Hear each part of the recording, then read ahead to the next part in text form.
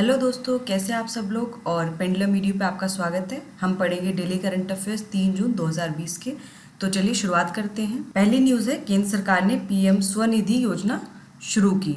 तो हाल ही में केंद्र सरकार ने प्रधानमंत्री स्ट्रीट वेंडर आत्मनिर्भर निधि, जो कि स्वनिधि पीएम स्वनिधि योजना है, उसको शुरू किया है।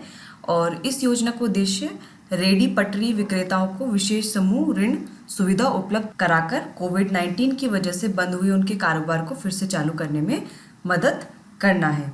इस योजना की अवधि मार्च 2022 तक रहेगी। ये एक इम्पॉर्टेंट चीज़ है। और इस योजना के द्वारा उन 50 लाख शहरी कारोबारियों को लाभ पहुंचाने का लक्ष्य रखा गया है जो इस साल 24 मार्च से पहले यही कार्य करते थे। पहली बार आदर्श शहरी या ग्रामीण इलाकों के स्ट्रीट वेंडर्स को शहरी आजीविका कार्यक्रम के अंतर्गत लाया गया है। तो ये भी एक इम्पॉर्टेंट पॉइंट है। इस योजना के द्वारा ऐसे कारोबारी 10,000 रुपये तक का कार्यशील पूंजी ऋण ले सकते हैं। तो 10,000 रुपये का वो लोग ऋण ले सकते हैं, जिसका जो भुगतान करना है, उनको जो किश्तें चुकानी है, वो पूरे साल भर में वो छोटी छोटी किश्तों में चुका सकते हैं। और यदि वो समय रहते इस कर्ज का भुगतान करेंगे तो न केवल उनको ब्याज में छूट के हकदार होंगे वो लोग, उनको 7% की छूट मिलेगी, बल्कि भविष्य में सरलता से 20,000 या उससे अधिक का ऋण भी प्राप्त उनको होगा। तो ये बहुत ही महत्वपूर्ण योजना है जो सरकार द्वारा शुरू की गई है। अब इससे जुड़ा एक प्रश्न देख लेते हैं। पीएम स्वनिधि योजना के संबंध में क्या सही नहीं है? इस योजना का उद्देश्य रेडी पटरी विक्रेताओं को विशेष सूक्ष्म ऋण सुविधा उपलब्ध कराना है। इस योजना की अवधि मार्च 2025 तक की है। इसके अंतर्गत कारोबारी 10,000 रुपये तक का कार्यशील पूंजी ऋण ले सकते हैं। और पहली बार अर्ध शहरी या ग्रामीण इलाकों के स्ट्रीट वेंडर्स को शहरी आजीविका कार्यक्रम के अंतर्गत लाया गया है। तो इसका जो सही उत्तर है वो ऑप्शन बी है, क्योंकि ये जो स्टेटमेंट है, ये जो बात कही गई है, गलत है, क्योंकि इस योजना की अवधि मार्च 2022 तक की है। चलिए अगली न्यूज़ देख लेते हैं। प्रधानमंत्री नरेंद्र मोदी ने नई दिल्ली में चैंपियंस प्लेटफॉर्म का शुभ आरंभ किया है। तो हाल ही में हमारे देश के प्रधानमंत्री ने नई दिल्ली में चैंपियंस प्लेटफॉर्म का शुभारंभ किया है। और प्रौद्योगिकी आधारित समाधान चैंपियंस प्लेटफॉर्म का उद्देश्य देश के सभी सूक्ष्म, लघु और मझौले उद्यमों के लिए सभी तरह के समाधान एक ही जगह पर उपलब्ध कराना है। तो ये सूक्ष्म, लघु और मझौले उद्यम कौन से ही? बेसिकली MSME एंटरप्राइजेज हैं। इस प्लेटफॉर्म पर MSME क्षेत्र से संबंधित फाइनेंस, कच्चे माल और सभी तरह की अनुमति के साथ शिकायतों का समाधान भी किया जा सकेगा। यह प्लेटफॉर्म MSME क्षेत्र को सुदृढ़ बनाकर उत्पादन बढ़ाने में मददगार साबित होगा। तो चलिए इससे जुड़ा एक प्रश्न देखते हैं। हाल ही में प्रारंभ किए गए चैंपियंस प्लेटफॉर्म का संबंध किस वर्ग से है? किसान एवं कृषि, सूक्ष्म, लघु और मझौले उद्यम, छात्र एवं शिक्षा और प्रवासी मजदूर। तो इसका जो सही उत्तर है वो ऑप्शन बी है, जो कि है सूक्ष्म, लघु और मझौले उद्यम के लिए चैंपियंस प्लेटफॉर्म जो है प्रारंभ किया गया है। अगली न्यूज़ देखते हैं। सरकार ने 14 खरीफ फसलों के MSP में वृद्धि की घोषणा की है। तो हाल ही में सरकार ने 14 खरीफ फसलों के लिए न्यूनतम समर्थन मूल्य में 83% तक की वृद्धि की घोषणा की है। इससे किसानों को अपनी फसल का बेहतर मूल्य मिल सकेगा। सरकार ने धान का न्यूनतम समर्थन मूल्य 53 रुपये प्रति क्विंटल बढ़ाकर 1,868 रुपये प्रति क्विंटल कर दिया है। कपास का न्यूनतम समर्थन मूल्य 260 रुपये से बढ़ाकर 5,515 रुपये प्रति क्विंटल करने का निर्णय लिया गया है। इसके साथ ही सरकार ने कृषि और संबंधित गतिविधियों के लिए लघु अवधि ऋण चुकाने की जो तिथि है उसको अगस्त तक बढ़ा दिया है। और इस फैसले से उन किसानों को राहत होगी जिन्होंने अपना ऋण मार्च से 31 अगस्त के बीच चुकाना था। और न्यूनतम समर्थन मूल्य की अगर हम बात करें तो न्यूनतम समर्थन मूल्य वह प्राइस होता है, वो मूल्य होता है जिस पर जो भारत सरकार है किसानों से जो सामान है, जो कृषि उत्पाद है, उसको खरीदती है। और ये तब खरीदती है जब जो मार्केट प्राइस है वो जो MSP से, जो न्यूनतम समर्थन मूल्य है, उससे अगर नीचे गिरता है।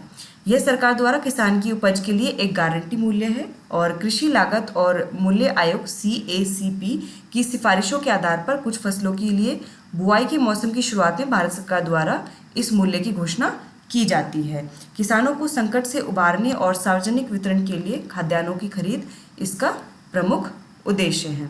तो चलिए इससे जुड़ा एक प्रश्न देखते हैं। हाल ही में सरकार ने धान का न्यूनतम समर्थन मूल्य 53 रुपये प्रति क्विंटल रुपये से बढ़ाकर डैश कर दिया है। और आपके ऑप्शंस हैं 1868 रुपये प्रति क्विंटल, 2868 रुपये प्रति क्विंटल, 3868 रुपये प्रति क्विंटल और 4868 रुपये प्रति क्विंटल। तो इसका जो सही उत्तर है वो ऑप्शन ए है, जो कि है 1868 रुपये प्रति क्विंटल। अगली न्यूज़ देखते हैं। डीआरडीओ ने अल्ट्रा स्वच्छ नामक एक कीटाणु शोधन इकाई विकसित की है। तो हाल ही में जो defence research and development organisation DRDO है, उसने अल्ट्रा स्वच्छ नामक एक कीटाणु शोधन इकाई को विकसित किया है और इसके द्वारा व्यक्तिगत सुरक्षा उपकरण, इलेक्ट्रॉनिक्स आइटम, कपड़े सहित और अन्य कई सामग्रियों को कीटाणु रहित किया जा सकेगा। अल्ट्रा स्वच्छ 2 वैरायटी में उपलब्ध है, जिसका नाम ओजोनेटेड स्पेस और त्रिनेत्र टेक्नोलॉजी है। इस इकाई का विकास डीआरडीओ की दिल्ली स्थित प्रयोगशाला institute of nuclear medicine and allied sciences ने जलक्राफ्ट हेल्थकेयर प्राइवेट लिमिटेड के साथ मिलकर किया है।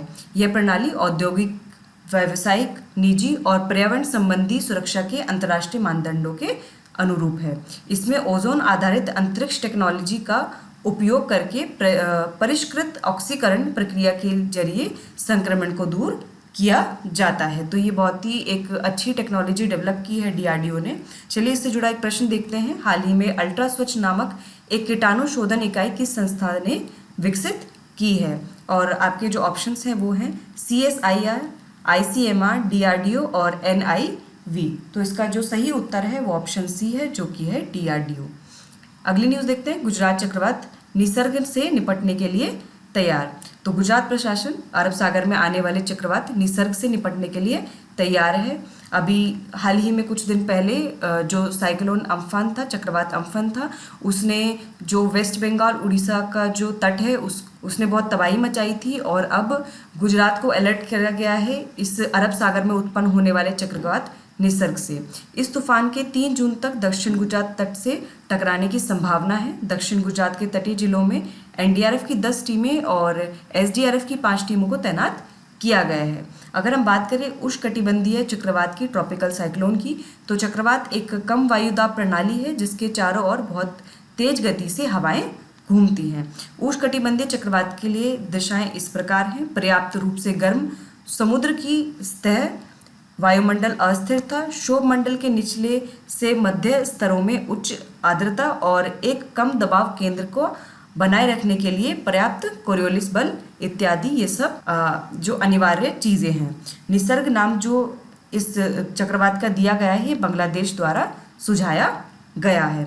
तो चलिए इससे जुड़ा एक प्रश्न देखते हैं। चक्रवात निसर्ग भारत के किस राज्य को प्रभावित कर सकता है? तमिलनाडु, आंध्र प्रदेश, गुजरात और उड़ीसा। तो इसका जो सही उत्तर है वो ऑप्शन सी है, जो कि गुजरात है। अगली न्यूज़ देखते हैं। हिमाचल प्रदेश में online portal skill register launch किया गया। तो हाल ही में हिमाचल प्रदेश में online portal skill register launch किया गया है। इस पोर्टल के द्वारा कोरोना महामारी के मद्देनज़र लॉकडाउन के दौरान राज्य में प्रवेश करने वाले प्रवासियों का एक कुशल डेटाबेस बनाया जाएगा। यह स्किल रजिस्टर उद्योग को कुशल श्रम शक्ति के बारे में जानकारी प्रदान करने में मदद करेगा। इस ऑनलाइन पोर्टल में इच्छुक व्यक्ति पंजीकरण कर सकते हैं। बात करें हिमाचल प्रदेश की, तो यह एक उत्तर भारतीय राज्य है। आप यहाँ पे इसकी लोकेशन देख सकते हैं मैप में, हिमाचल प्रदेश की। और इस राज्य के जो राज्यपाल हैं वो बंडारू दत्तात्रेय हैं और मुख्यमंत्री जो हैं वो जयराम ठाकुर हैं। और जो राज्य की राजधानियां हैं वो शिमला है ग्रीष्म की और धर्मशाला है शीतकालीन समय की। तो चलिए अब इससे जुड़ा एक प्रश्न देखते हैं। हाल ही में ऑनलाइन पोर्टल स्किल रजिस्टर किस राज्य द्वारा लॉन्च किया गया है? हिमाचल प्रदेश, कर्नाटक, मध्य प्रदेश और राजस्थान। तो इसका सही उत्तर है ऑप्शन ए, जो कि है हिमाचल प्रदेश। तो चलिए अगली न्यूज़ देखते हैं। 3 और राज्य एक राष्ट्र एक राशन कार्ड योजना के अंतर्गत शामिल। हाल ही में 3 और राज्य उड़ीसा, सिक्किम और मिजोरम एक राष्ट्र एक राशन कार्ड योजना के अंतर्गत शामिल किए गए हैं। इस प्रणाली के तहत राष्ट्रीय खाद्य सुरक्षा अधिनियम के तहत राशन कार्ड धारकों को देश भर में किसी भी सरकारी दुकान से अपने कोटे का राशन किफ़ायती दामों पर उपलब्ध हो सकेगा। तो ये बहुत ही महत्वपूर्ण है और ये खासकर माइग्रेंट्स के लिए है, जो रूरल माइग्रेंट्स हैं, जो शहरों में जाते हैं या दूसरे जगह पे प्लान करते हैं, तो उनको अगर क्या होता है कि उनके पास अगर राशन कार्ड नहीं होता है उस पर्टिकुलर एरिया का, तो उनको जो बेनिफिट्स हैं, जो राष्ट्रीय खाद्य सुरक्षा अधिनियम के अंतर्गत जो भी उनको राशन मिलना है वो नहीं मिल पाता है। और एक राष्ट्र एक राशन कार्ड योजना के वजह से उनको भी जो माइग्रेंट्स हैं जितने भी, उनको ये फैसिलिटी उपलब्ध होगी। तो बहुत ही ज़्यादा महत्वपूर्ण योजना ये हो जाती है और सरकार का बहुत ही अच्छा कदम है ये इस दिशा में। फिलहाल ये सुविधा 17 राज्यों और केंद्र शासित प्रदेशों में उपलब्ध हो गई है। अन्य राज्यों में भी इस योजना का विस्तार करने और उपभोक्ताओं को अपने राशन कार्ड का फायदा किसी भी राज्य में उठाने के लिए लगातार प्रयास किए जा रहे हैं। 21 मार्च 2021 तक सभी राज्य एक राष्ट्र एक राशन कार्ड योजना में शामिल कर लिए जाएंगे। वन नेशन वन कार्ड योजना गरीब प्रवासी श्रमिकों देश के किसी भी राशन की दुकान से सब्सिडी वाले चावल और गेहूं खरीद सकने में सक्षम बनाने के उद्देश्य से प्रारंभ की गई है। और चलिए इससे जुड़ा एक प्रश्न देखते हैं, किन राज्यों को हाल ही में एक राष्ट्र एक राशन कार्ड योजना के अंतर्गत शामिल किया गया है? आपके ऑप्शंस हैं ओडिशा, सिक्किम, मिजोरम और उपरोक्त तीनों। तो इसका सही उत्तर है ऑप्शन डी, उपरोक्त तीनों। हाल ही में उड़ीसा, सिक्किम और मिजोरम को एक राष्ट्र एक ration card, one nation one ration card योजना के अंतर्गत शामिल किया गया है। अगली न्यूज देखते हैं, कोविड-19 उपचार हेतु 1 लाख बेड तैयार करने वाला उत्तर प्रदेश देश का पहला राज्य बन गया है। और इस राज्य में प्रत्येक 75 जिलों में संबंधित सुविधाओं में रोगियों के लिए समर्पित बेड उपलब्ध हैं। यहाँ अस्पतालों में बेड को 3 श्रेणियों में वर्गीकृत किया गया है, लेवल 1, लेवल 2 और लेवल 3। लेवल 1 और 2 के जो बेड हैं उसमें हल्के लक्षण को प्रदर्शित करने वाले मरीजों को रखा जाएगा, जबकि जो लेवल 3 है, लेवल 3 बेड है, वो क्रिटिकल इन्फेक्शन के लिए समर्पित रहेगा। चलिए हम लोग उत्तर प्रदेश के बारे में जानते हैं थोड़ा सा। यह भारत में सबसे अधिक आबादी वाला राज्य है और राज्य के मुख्यमंत्री योगी आदित्यनाथ हैं और राज्यपाल आनंदीबेन पटेल है। प्रदेश की राजधानी लखनऊ है और उत्तर प्रदेश का राज्य पशु स्वयं हिरन है, राज्य पक्षी सरस क्रेन है, राज्य वृक्ष अशोक है और राज्य पुष्प ब्रह्म कमल है। और बात करें लोकसभा सीट की, तो उत्तर प्रदेश की लोकसभा की जो सीटें हैं वो 80 हैं और जो विधानसभा की सीटें हैं वो 403 हैं और जो राज्यसभा की सीटें हैं वो 31 हैं उत्तर प्रदेश की। तो चलिए इससे जुड़ा एक हम प्रश्न देख लेते हैं। हाल ही में कौन सा राज्य कोविड-19 रोगियों के लिए 1 लाख बेड तैयार करने वाला देश का पहला राज्य बन गया है? तो ऑप्शन है केरल, गुजरात, उत्तर प्रदेश और बिहार। तो इसका जो सही उत्तर है वो ऑप्शन सी है, जो कि है उत्तर प्रदेश। चलिए अगली न्यूज़ देखते हैं। निर्वाचन आयोग ने राज्यसभा की शेष सीटों के लिए चुनाव तिथि की घोषणा कर दी है और इन सीटों के लिए इस महीने की 19 जून 2020 को मतदान किया जाएगा। यह चुनाव आंध्र प्रदेश, झारखंड, गुजरात, मध्य प्रदेश, मणिपुर, मेघालय और राजस्थान में होंगे। बात करें हम राज्यसभा की, तो राज्यसभा एक स्थायी निकाय है और विघटन के अधीन नहीं है। हालांकि हर दूसरे वर्ष 1/3 सदस्य सेवानिवृत्त होते हैं और उनकी जगह नए चुने गए सदस्यों की नियुक्ति की जाती है। और राज्यसभा में अधिकतम 250 सदस्य होते हैं, जिसमें से 238 सदस्य राज्यों और केंद्र शासित प्रदेशों का प्रतिनिधित्व करते हैं और 12 सदस्य राष्ट्रपति द्वारा नामित होते हैं। प्रत्येक सदस्य 6 वर्ष की अवधि के लिए चुना जाता है और भारत के जो उपराष्ट्रपति हैं वो राज्यसभा के पदेन अध्यक्ष होते हैं, मतलब कि एक्स ऑफिशियो चेयरमैन होते हैं वाइस प्रेसिडेंट राज्यसभा के। तो चलिए इससे जुड़ा एक प्रश्न देखते हैं। राज्यसभा के कितने सदस्य हर दूसरे साल सेवानिवृत्त होते हैं? 2/3, 1/4, 1/3 या आधे? तो इसका सही उत्तर है ऑप्शन सी कि 1/3 जो सदस्य हैं राज्यसभा के वो हर दूसरे साल सेवानिवृत्त होते हैं। चलिए अगली न्यूज़ देखते हैं। 2 जून तेलंगाना का स्थापना दिवस। तो हर साल 2 जून को तेलंगाना का स्थापना दिवस मनाया जाता है और इस वर्ष राज्य की 6वीं वर्षगांठ है।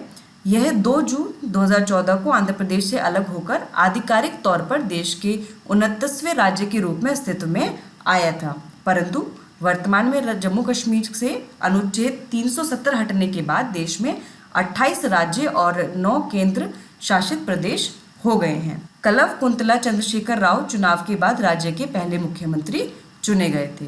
चलिए थोड़ा सा तेलंगाना के बारे में और जानते हैं। तेलंगाना दक्षिणी भारत का एक राज्य है, इसकी राजधानी हैदराबाद है। तेलंगाना के जो राज्यपाल हैं वो तमिलिसई सौंदररंजन है और जो मुख्यमंत्री हैं वो के चंद्रशेखर राव हैं। जो राज्य पशु है वो हिरन है, राजकीय पक्षी भारतीय रोलर है और राजकीय वृक्ष जम्मी और राज्य पशु तंगेदू है।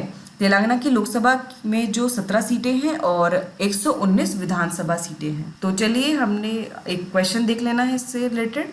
तेलंगाना किस वर्ष एक राज्य के रूप में अस्तित्व में आया था? 2015 में, 16 में, 14 में या 17 में? तो इसका जो सही उत्तर है वो ऑप्शन सी है कि 2014 में तेलंगाना एक राज्य के रूप में अस्तित्व में आया था। तो हमने यहाँ पर डेली करंट अफेयर्स काफ़ी अच्छे से कवर किए हैं, क्वेश्चंस भी उससे रिलेटेड हमने सॉल्व किए हैं ताकि आपकी प्रिपरेशन जो है वो अच्छे से हो जाए। तो आई होप आपको ये सेशन पसंद आया होगा। आप इस वीडियो को लाइक करें, ज़्यादा से ज़्यादा शेयर करें और हमारे चैनल पेंडुलम मीडिया को सब्सक्राइब करें और बेल आइकन को दबाना ना भूलें टू रिसीव नोटिफिकेशंस। और हमारे साथ रोज़ाना डेली करंट अफेयर्स पढ़ते रहें। डेली करंट अफेयर्स हमारे इंग्लिश में भी अवेलेबल हैं, आप उसको भी रेफ़र कर सकते हैं। और ये पूरा स्टडी मटेरियल हमारी वेबसाइट पर pendulumedu.com पर उपलब्ध है, आप वहाँ जाकर भी उसको पढ़ सकते हैं, PDF डाउनलोड कर सकते हैं और क्विज़ भी अटेम्प्ट कर सकते हैं। Thank you.